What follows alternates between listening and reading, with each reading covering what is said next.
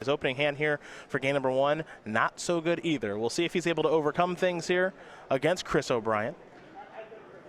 As we are underway here in round number 9, our final one today. It's a Temple Garden and a Birds of Paradise to kick things off here for Travis Williams. We'll go over to COB. He'll draw a card, picked up a copy of Mattery Shaper. There's a Urza's Tower. He was thinking Collar, but he's going to go Map because he can complete the Tron on turn number 3. Brushland the draw here for Travis Williams. He's also got a Yavimaya Coast. He'll play the Coast. He'll simply pass the turn back. We'll go to COB. He's going to play in Urza's Mine, which means he just needs a power plant to complete. He got the map. He does have the map. He's all good. You see he's all good to go. Brushland, let's go to Thought-Knots here. See if he's only got one threat to worry about, will Travis Williams. Reality Smasher, Thought-Knots here. Mattery Shaper, Basilisk Collar, Urza's Mine, Eldrazi Temple.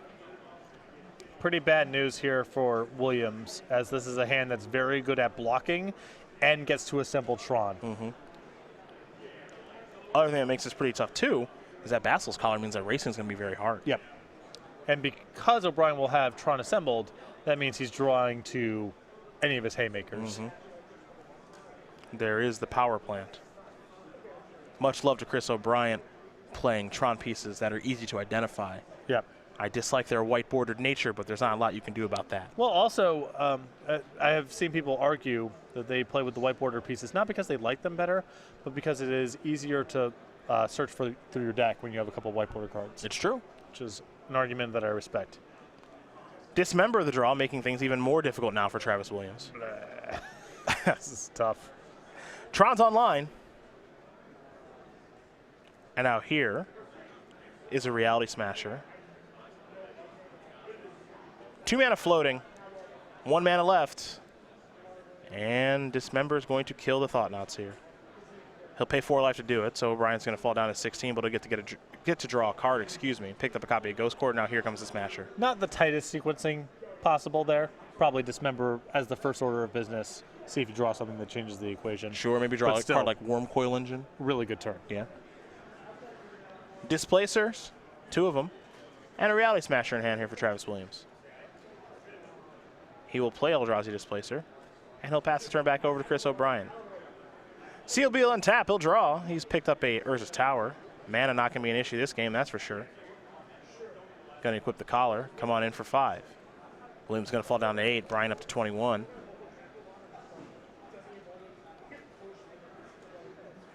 Here comes Eldrazi Temple. Tower, I'm going to put a Mattery Shaper onto the battlefield, and we'll pass the turn back. Yavimaya Coast to draw here for Travis Williams.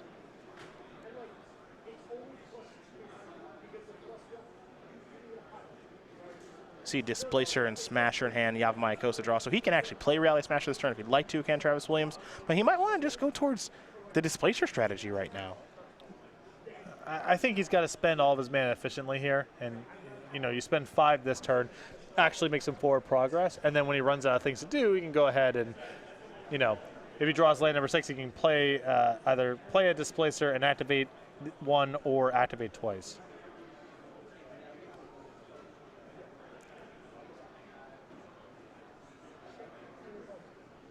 He's almost at a double Displacer land, like you mentioned. We're almost getting there. And Chris isn't really drawing much of anything right now. You see, he's got a Tower, he's got a Mine, he's got a Ghost Quarter, another copy of Mattery Shaper. So not a lot going on here for Chris O'Brien. Now, as you've already mentioned, a lot of big draws, obviously. I think he's considering moving around the Basilisk Collar. You can put it onto the Mattery Shaper, and then you have 2 attackers. But I think the Death Touch plus Trample effect here of Reality Smasher means this is just much better. Yeah, so Death Touch... Yeah, so he's going to end up taking 7 and go down to 1. Yeah, it was not... well, I guess maybe he's pricing and doing this block at some point. I'm not sure if he was anticipating going to 1 there. Yeah. I think he might have had it. He might have thought he had even block. Yeah, Death Touch plus Trample is not an interaction you see a lot in Constructed Magic. So if you're not that familiar with it, with Death Touch, you only have to sign with Death Touch plus Trample. You only have to assign lethal damage, which is 1 because of Death Touch, and the rest can go to the player. So Windswept Heath, nope. And that's rough too, because 6 mana would be valuable here for Williams, as it'll allow him to cast a creature in his hand or double activate. Now he can only do the one thing. He might have to chump block with the bird, and then it's kind of hard to get out. Yeah, things get a little bit more difficult now, so we're going to go over Christopher O'Brien till draw a card. Thought Not Seer is a pretty nice one. Just more threats, not a bad thing. Attack step, here come the Matter Reshapers. Displacer will jump in front of one. We'll get a Displacer activation here. These will block, trade, trigger, Tower of Power. Going to enter the battlefield right away. Now there's Thought Not Seer. So there goes Displacer. And now Travis Williams in a lot of trouble. Big draw step. Cavern Souls going on with the Windswept Teeth is going to cause him to concede the game. So Christopher O'Brien's going to win game number 1 here over Travis Williams. Eldrazi-tron very quickly up a game here over Bant Eldrazi. It's that mana advantage that we oftentimes see with Eldrazi-tron, able to complete the Tron and start just letting the spells rip. Yep. 5-card hand versus 7, and O'Brien had just a little bit more action. The Basilisk Collar made damage reducing impossible. A lot of the same stuff going on, but the mana advantage was significant. We'll take a look at the sideboards here for both players. We'll start with Travis Williams, who's got 2 Negate, 2 Disdainful Stroke, 2 Grab Triggers Cage, 2 Rest in Peace, 2 Ceremonious Rejection, 2 Stony Silence, a Thragtusk, a Warship, and an Engineer Explosives. One of the things that you get by playing colored spells and colored mana in your deck is you get access to cards like Disdainful Stroke and Ceremonious Rejection. Yeah, and I think Worship also might be reasonable in this matchup too. I'm not sure if O'Brien has a ton of workarounds. Though maybe if he's going so big to things like Karn and Ulamog, you don't really want to lean on that. But certainly the counter spells here are great. We go to the other side of things here for COB. He's got 2 Warping Whales, 2 Hangerback Walker, 2 Graph Triggers Cage, 2 Surgical Extraction, 2 Ratchet Bomb, 2 Relic Progenitus, a Crucible of Worlds, another copy of Basilisk Collar, and a Pithing Needle. I would bring in, I think the extra copy of Basilisk Collar seems good for this matchup, just for damage racing. And also if you happen to assemble it alongside Walking Ballista, that's very, very hard to play against. The rest of this I'm not super interested in. Yeah, not a ton that Chris needs to bring in, but the matchup's already pretty positive for him. So now the question is he going to be able to overcome the counter magic, basically? Disdainful Stroke, Ceremonious Rejection, both cards that are very good in the matchup. Yes. So we will find out soon enough. But for now, Christopher O'Brien is up a game here. Travis Williams, he's just about done sideboarding. He's going to start shuffling up here for game number 2. And so while these players do get ready for that second game and figure out who's going to be undefeated at the conclusion of this round and on top of the standings here after day number 1, let's talk SCG Game Night, my friend. It's the best place to go for fun and friendly Magic. You can have any format any day of the week, and we got some cool stuff coming down the pipeline. You can head over to go.starcitygames.com/game night to find the game night closest to you. Every month we come up with a new kit with pins and tokens we send to stores that are signed up. Stores then run game night however they want to any day of the week. Just regular rotation of fun and friendly Magic for their local players. This is the September kit, Smell Snare. And we have a few more. You said that. You really sold that there. Smell, Snare. It's a little bit of a tongue twister, so I was just trying to get through it. All right, go ahead. Vampire Night Fox in October. And then in a little November, more lively there. Tarmogoyt. Goat. I'm really struggling with that one. I don't know why. Tarmogoat. Tarmogoat. Okay, that's not so bad. Go.starcitygames.com/game night. Find the game night closest to you. And stores, if you want to get signed up for game night, you're not already, contact your Star City Games in-store play representative. Tarmogoat. You can do it, Tarmogoat. It's not that tough. Goit. I don't know why I'm Where is reading it. Goit coming from? I don't know why I'm reading it like that. I don't know either. Well, Tarmogoyf, so you're saying Goit. Yeah. Goyf, Tarmogoat. but it's just Tarmogoat. I only got to get through this show and then Cincinnati, and then and then I'm not going to have to talk about that one anymore. It's not as bad. It's not as well. Okay, bad's the wrong word, but Penguillian Quickfoot I still think was the hardest one. Yeah, that I was not struggling like I am with Tarmogoat. I have to stop and think about it before I say it. And Delver, maybe Delver Squeakroots was the hardest one. That was tough too. That was tough. I don't know. Deathrite Salmon. Deathrite Salmon? Salmon, yeah, because I say it like shaman, so I say salmon, which is just not right. And it's phonetic, right? It looks like it's spelled salmon. Like S-A-L-M-O-N, yeah. Right. How did that basketball player pronounce his last name? John Salmons? John Salmons. It was Salmons, right? Yeah, yeah Salmons. So like multiple, like the plural of salmon. Yeah. Exactly. Yeah. So that's not that crazy. Is there a different pronunciation of salmon? Of salmon? God, I can't. Now I'm stuck. I think it's just salmon. It's just salmon, right? I think so. So did John pronounce his last name wrong? Or can you just pronounce however you want? I trust the own human being whose last name it is to know the pronunciation. That's a big mistake. And also, I don't know. Names can be just pronounced differently. You can just do whatever you want, really. John Salmons. John Salmons, great player. All right, mediocre player, but was fun to watch at times. Had some good years in Chicago. And Milwaukee. Yeah. Tell you what. Christopher O'Brien going to take a mulligan down to 6 here. 5.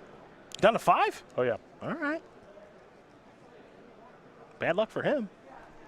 But he just, won a game with his opponent on 5 cards. Just pay it forward. See if you can find a better hand. Listen, your opponent mulligans to 5 Just and you pay win. it forward is great. Your opponent mulligans to 5 and wins. Don't gloat about it. Just make sure you mulligan to 5 against your next opponent. That's all I ask. Pay it forward. Yeah.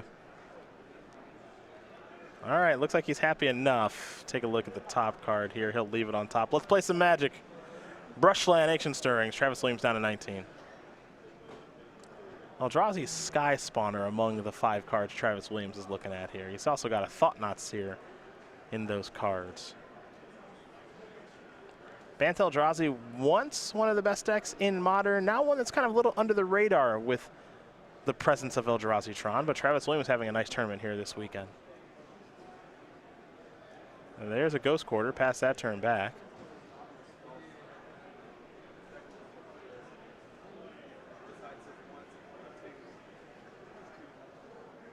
It's a Cavern of Souls, and now it's a Stony Silence. So some artifacts we shut down, most notably Expedition Map, which Chris Rolling off just the top. drew. Well, there is a Matter Reshaper. We're going to go over to Travis Williams now. He's picked up an Eldrazi Temple of his own. He'll play that. And now he'll play a Sky Spawner, which will bring along an Eldrazi Scion. We'll go over to Christopher O'Brien, who will draw a card. He's picked up a Warping Whale, I think. Didn't get a great look. Either way, here comes the Reshaper in for 3. You know the map is garbage now. So what's the Warping Whale for? Is it mana creatures? Yeah, it can kill Hierarch and birds. For 2 mana? Yeah. Okay. Wouldn't be my approach. Eh. It's okay. Another temple. Oh boy, this game's probably over now. Here's Drowner. Take care of a Scion. Yeah. Or make his own Scion. Yeah. What do you think about that? It was actually a Reality Smasher that he drew. It wasn't a Warping Wheel. Okay, My great. apologies Yeah. there. But you know what? That's quick and easy. Yeah, that's Quick great. and easy. That's great. You could a Patrick Sullivan special. Quick and easy. Yeah. Let's dust it up. One person Get it over with. One person with their foot on the other person's throat for all 3 or 4 turns of the game. Yes. That's all I want to watch. Play a Stony Silence. You draw Expedition Map. Yeah. It's perfect. Yeah. Drown of Hope while you're still on land. It's great. Yeah. Aptly named card. Bant Eldrazi-tron. Getting ready here for game number 3. Not much sideboard to talk about since they didn't really play much of a game there. So you know what we're going to do? Yeah. You know what we're going to do? Well, I don't actually. Yeah, I know you don't. I follow your lead. Yeah, I tricked you on that one. We're going to talk about regionals. We're going to talk about regionals. It's a rhetorical question that I answered wrong anyway. Which it's going to be a nice little tournament that's going to take place November 4th. Got a bunch of cash and prizes, SCG points, really sweet playmat as well. We'll let you learn more about it in this video right now. Don't miss the StarCityGames.com Season 2 Regional Championships. On November 4th, play Modern at any one of the 10 regional locations across the U.S. The first 200 players to register for each event will receive a Hammer and Scale playmat and Kraken token just for signing up. Regional championships are part of the SCG Tour with SCG points for all players. Top 8 competitors earn a trophy, a share of $5,000, and a spot on the Season 2 SCG Invitational. Visit go.starcitygames.com/regionals to learn more. Go.starcitygames.com/regionals for more info. Find those locations. Check out our sweet playmat and token. $5,000 in cash and prizes. A lot of SCG points. Invites to the Season 2 Invitational in Roanoke, Virginia. Gonna be a sweet weekend. Hopefully you guys will be there and attend and support the regionals program that we've put together here. As we're gonna watch game number 3 between Christopher O'Brien and Travis Williams. E-Tron, Bant Eldrazi. Winner of this match, 9-0, top of the standings, first place after day number 1 here, SCGKY.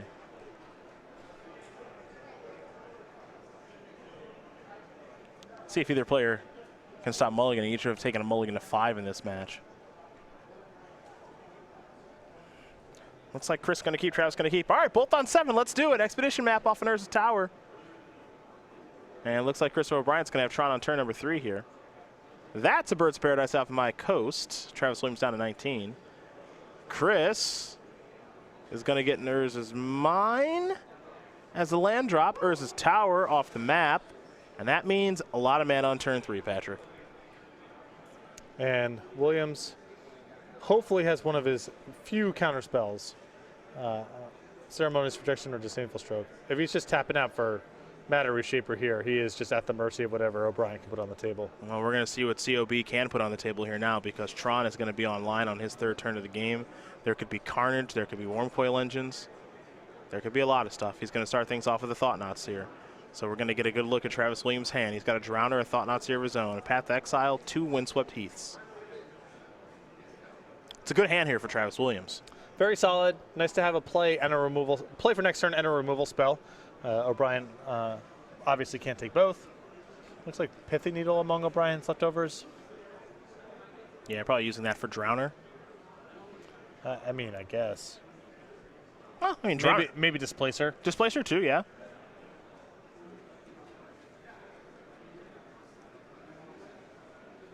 Not the most exciting needle target. No, I think that shutting down Displacer is actually really good. Yeah. I would be happy to do that. Right, yeah.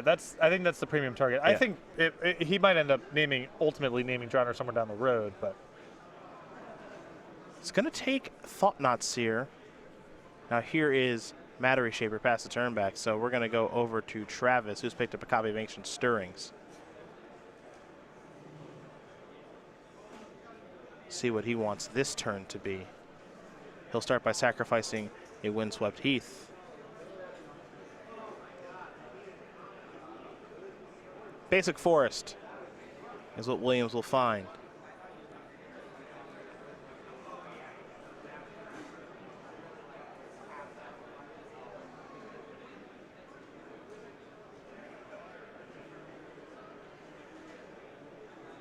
We'll see what comes next here for our Bant Eldrazi player. It'll be an Ancient Stirrings. So take a look at the top handful of cards. There's a Displacer in there. There's also a Reality Smasher. He will take Displacer. Good news for O'Brien there. Indeed. As he took that over the Reality Smasher.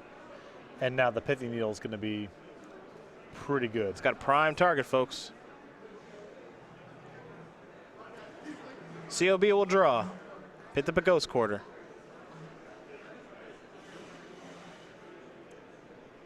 That will be his land for the turn. Now he can pretty comfortably go towards Reality Smasher. I kind of like an attack here with everything. I don't know about you. I'm fine with it. You want to trade off Matter Reshapers? I mean, I guess the worst case scenario for you is what, a double block on your Thought-Knots here? But that's also super risky. I mean, you've shown Dismember. Mm-hmm. No? I don't like not attacking with the Thought-Knots here because it's not even really that bad for you.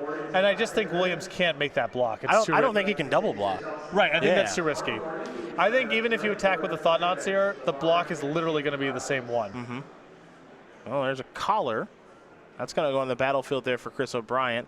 For Travis Williams, his Matter Reshaper is replaced by Matter Reshaper. Also, I think that it's very likely that Travis is going to put a real onus on Displacer. Oh, for sure. Yeah, I just don't think he's going to do it because the Displacer is so good, and that double block is really risky. And you have the easy out of just trading Matter Reshapers. You don't have to do something that risky. Mm-hmm. So, yeah, if I was in O'Brien's spot, I would send everything. Windswept Heath, the land. And he's 2 lands away. Excuse me, 1 mana away, pardon me, from Drowner.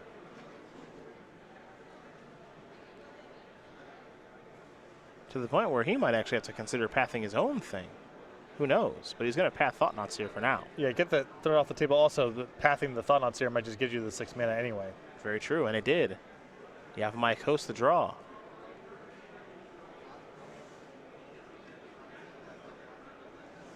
And now Travis Williams is thinking, I'm going to get in the red zone. Well, if he's not, I mean, the racing is basically impossible against the collar at this point, but if you're not double blocking, then you might as well attack. All right. Sacrifice the expedition map. Curious to see what land Chris wants to go get. Could be time for the Seagate wreckage, perhaps. He's actually going to get Sanctum of Ugin.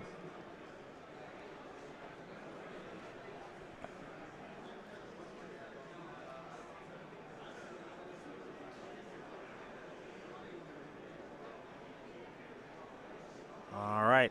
We're going to head back over to Christopher O'Brien. He will draw a card. Didn't get a great look at it, but he'll fan that hand out. There's a Ratchet Bomb there. Here's Pithing Needle. Oh, if he displaces in response, could name Windswept Heath. You are a wild. Okay. You are, yeah, William sees it. You are a wild dude.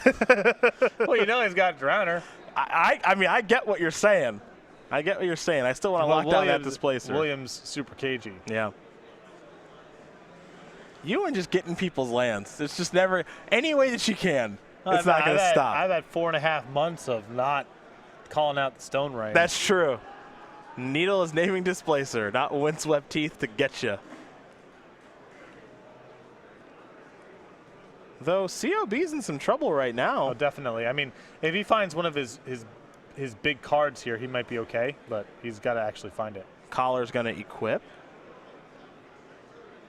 Needle's naming displacer. Now we go back over to Travis Williams, who's picked up a Thought-Knot Seer to go along with Yavimaios and Double Drowner.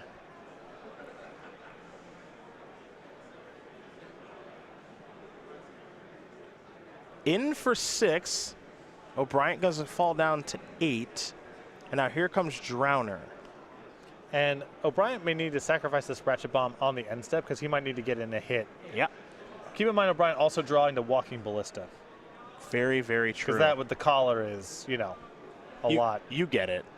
You get it. Expedition map, not what he's looking for.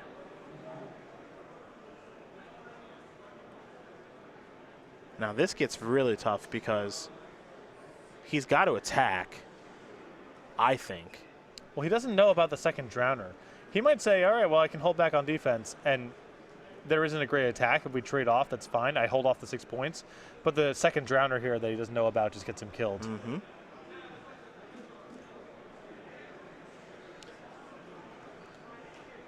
And here is that second Drowner.